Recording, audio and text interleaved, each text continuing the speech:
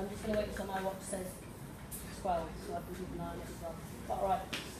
There'll be a timer on your desk.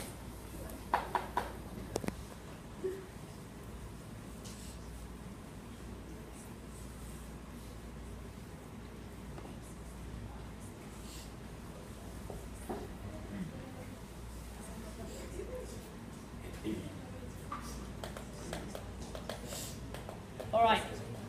Listen up. Shh. Stop your talking. Ready? I'm Carrie-Anne Taylor. This is an IOC for the British School Manila. My candidate number is 0001. The extract I've been given is extract number 2.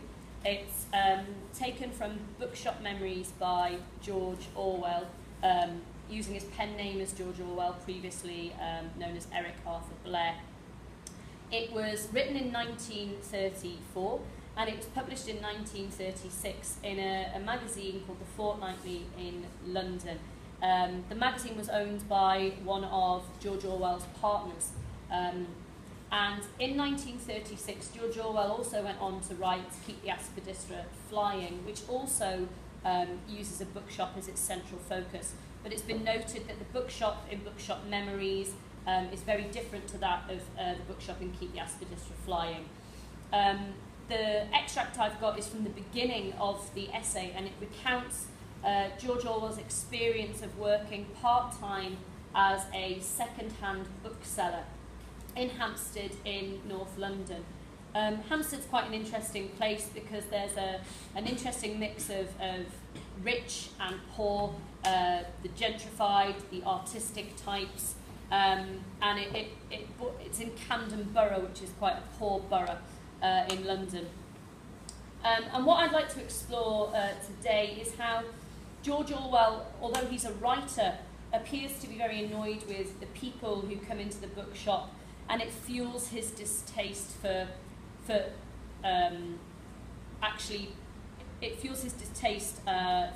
books and takes away the pleasure of reading, because George Orwell as a socialist becomes very focused on people. This essay seems to have a different stance. Normally George Orwell pioneers the poor, or seems to be a voice for the hard done by. But in this there's this overriding tone of irritation and annoyance.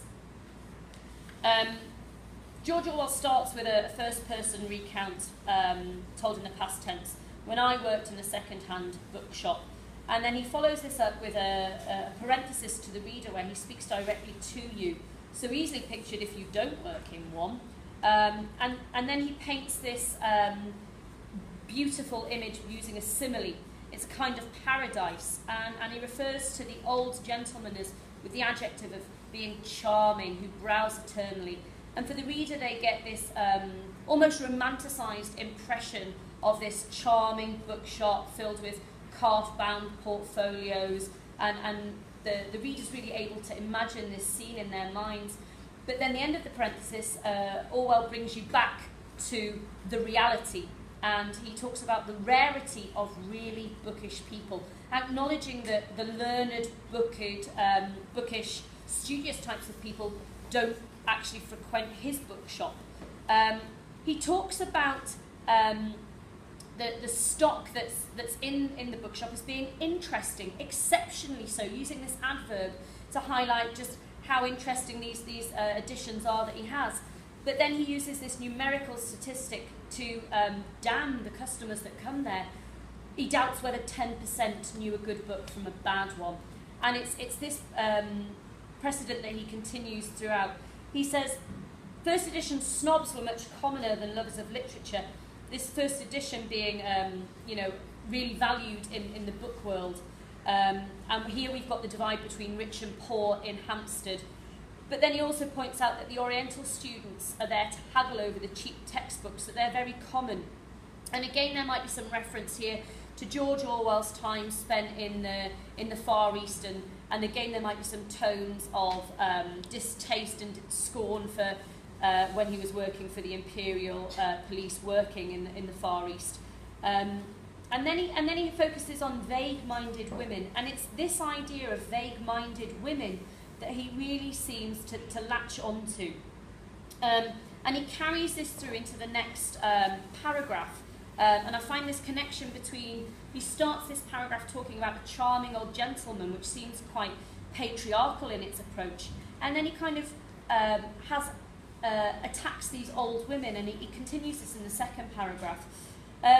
He talks about the people as a nuisance, and he uses the repetition of the phrase, the dear old lady, the dear old lady. And there's a condescending tone here about the kind of women that come into this shop.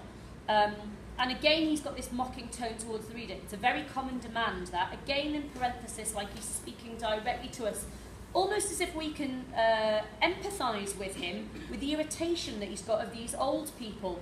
I find that quite ironic, considering his socialist values. But again, he talks about this vague-mindedness. She doesn't remember this. Oh, but she does remember. It's got this cover, this red cover, this positive connotation that the old woman can remember. And it almost sounds, with the connective but, that George Orwell's commending her for what she does remember, but actually we can see that there's underlying tone of scorn. Then he goes on to further exemplify his distaste for the customers, and he refers to them using anthropomorphism. He refers to them as pests, as a nuisance, as an irritant, and these are human beings, and he's referring to them as pests, and then he further creates this distaste and scorn for these people through olfactory imagery. And he says there's one type of person who is decayed.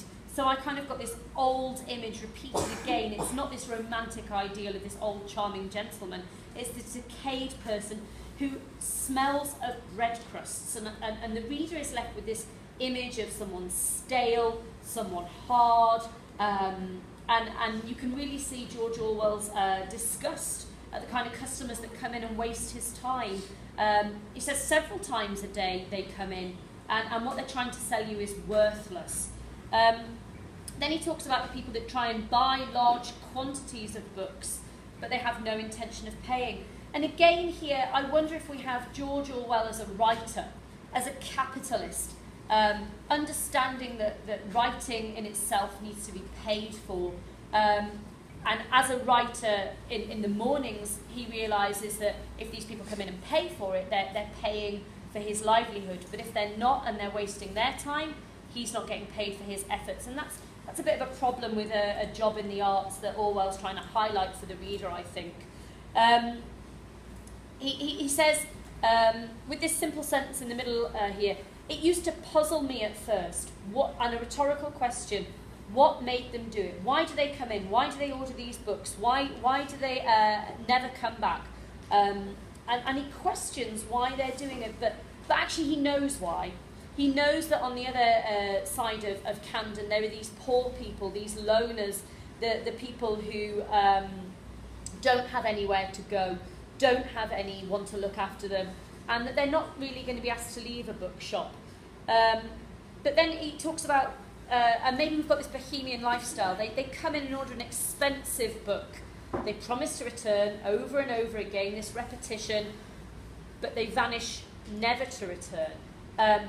And there's this idea about bohemian London, people no longer having the money that they once had, the arts in decline, and he's asking why do they do it? Why do they do it? Which he goes on to answer later in at the end of this extract that I've got on line 31. The illusion that they were spending real money, this idea that maybe they come from old money and once had money, and it's an illusion to them that they were spending real money. He continues in this paragraph to talk about the way that people talk of themselves in a grandiose manner, and again we've got this romanticised language, most ingenious stories. Only George Orwell as a writer would be able to use this vocabulary, I think, about his customers. And I'm reminded about the essay that he had, Why I Write, and what pleasure he gains from writing and creating these images. He says in a town like London there are plenty of certifiable lunatics walking the streets. again, as a reader, I'm shocked at George Orwell's choice of diction here used for these lonely people, certifiable lunatics, people who are either quite lonely, and I find that quite a shocking choice of diction to use for them. And he says that they seem to gravitate towards his bookshop, but I have to remind myself that he's only got experience of a bookshop. He's not working in a library, he's not working in a coffee shop, so he's only got his experience. So I find this gravitate towards bookshops a hyperbole that he's using for effect on the reader to show that that's where these people are going. He refers to them being moth-eaten and aimless. And this olfactory, this stale, these loners.